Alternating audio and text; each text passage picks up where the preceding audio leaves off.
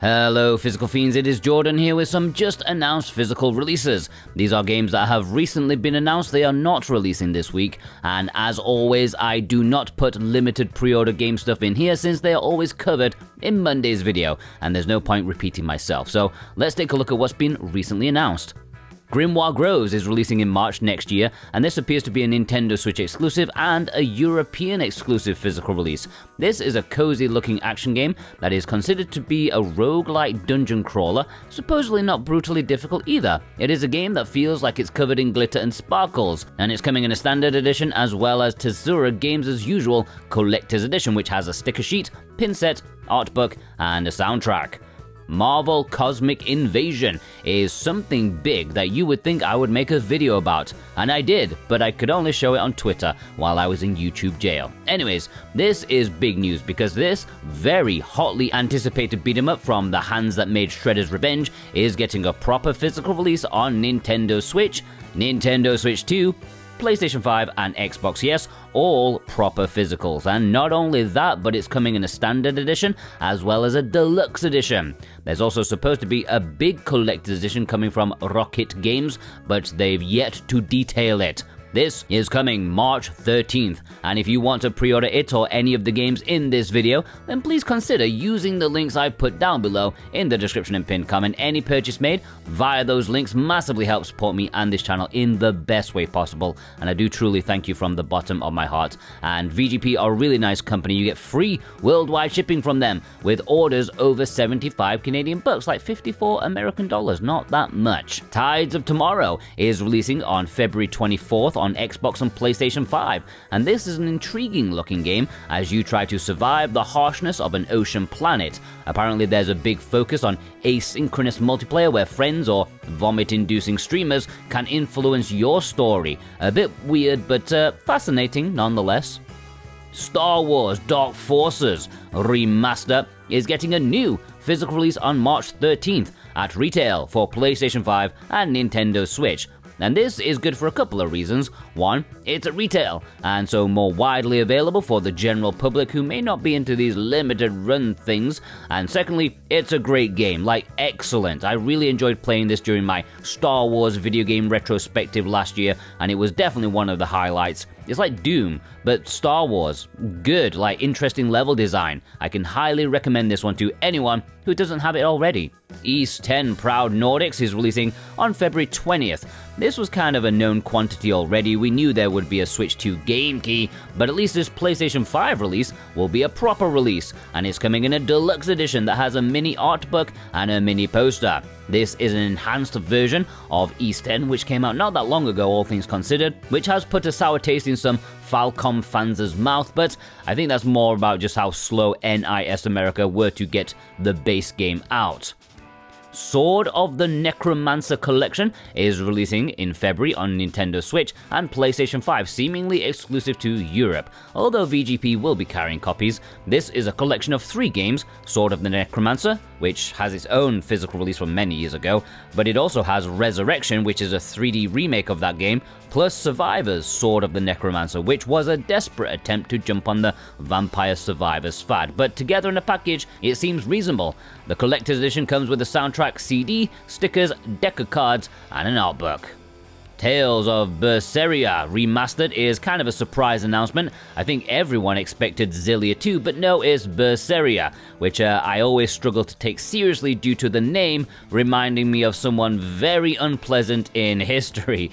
I actually know nothing about this one, so I'm kind of looking forward to giving it a go, but personally, I'm just waiting for Abyss. Like, I never finished that on my 3DS, and I would like it on modern hardware so I can actually, maybe finish it. But either way, you're getting a very solid JRPG with a unique battle system, a colourful cast of banterful but charming characters, and a decent but standard story.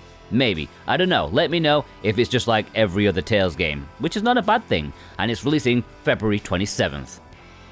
Bandit Trap is another Nintendo Switch 2 physical release coming sometime next year, a proper one. Although, if I was being honest, as good as the game probably will be, it is an online multiplayer game where in my opinion, a proper physical release is a bit less necessary. I know that sounds weird coming from me and what I do for this channel, but, you know, in a couple of years, when online is dead, there's no real value to the game, and, you know, there doesn't seem to be a hint of single player or even couch multiplayer, so, I don't know, maybe we just need to see more information first. There's still a while to go before release. I still do applaud the effort from PM Studios, like, to keep physicals alive. You keep doing what you're doing, guys.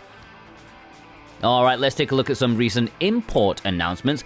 These are games that so far only have an Asian or Japanese physical release with English, unless otherwise stated. But since there's always time, keep in mind, a Western physical could be announced at any point. And remember, you can order most of these from Play Asia and get 5% off with my code Jordan2025. Or some of them may be available at VGP2. I've linked to where applicable.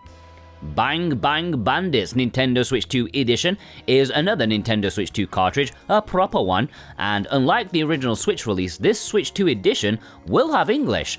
And yeah, this physical was known about for a week or two, but I'm only mentioning it now that I've seen that it does have English. This is a cute gallery shooter, like a point blank kind of thing, but without the light gun. And I'm assuming this Nintendo Switch 2 Edition will have mouse controls, which would make it even better, and honestly, it may sound ridiculous, I am kinda interested in it. I am an air traffic controller. Airport Hero Centrair ALLSTARS is releasing on December 25th on Nintendo Switch. What a way to celebrate Christmas Day in Japan, and with the 4th version of this game on the system. Which is which, who knows? And I couldn't care even less now that there's a 4th one. But yeah, if you want planes that go roar and park nicely, then you can get this and it will play in English. Psyvariar 3 is another proper Nintendo Switch 2 physical release, a proper cartridge. There's so many coming. It's also coming to Nintendo Switch and PlayStation 5 on the 19th of March in Japan. I don't know if this Japanese edition will have English. I mean, it should do, but it's not like 100% confirmed. And you know what? I think we can all assume that Red Art Games will do a Switch 2 physical release in the West, or at least Europe. So yeah, maybe wait and see before pre-ordering, but I think it's nailed on. I'm not going to bet my mortgage on it, but you know, I'd bet my toe or something. BAROQUE-YA.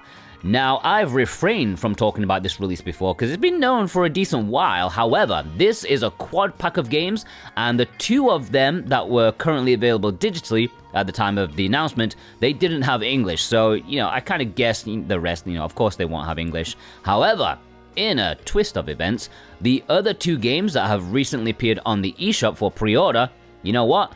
Those 2 do have English, so this is a quad pack where half the games have English and half of them do not.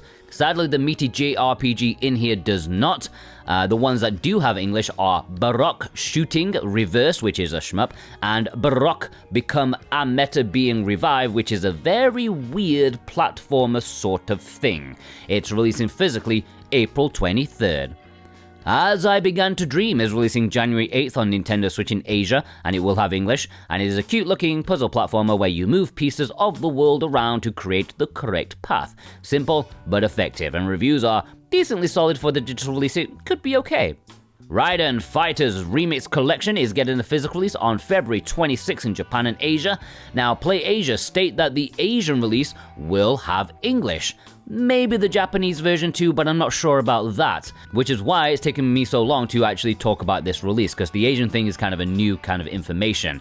This will include 3 games: Raiden Fighters 2 Operation Helldive, and Raiden Fighters Jet. It is entirely possible that a Western release may happen at some point. The company has worked with limited run games in the past before, so who knows, we'll have to see.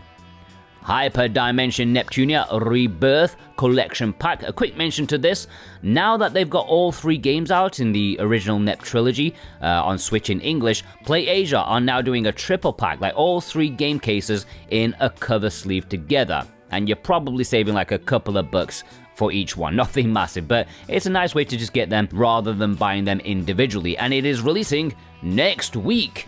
And there we have a bunch of new announcements. What is your favorite in this episode? Let me know in the comments below alongside your thumbs up. And if you want to pre-order any of these, then please do so with the links down below in the description and pinned comment. I greatly appreciate that, and have a fantastic day. Take care.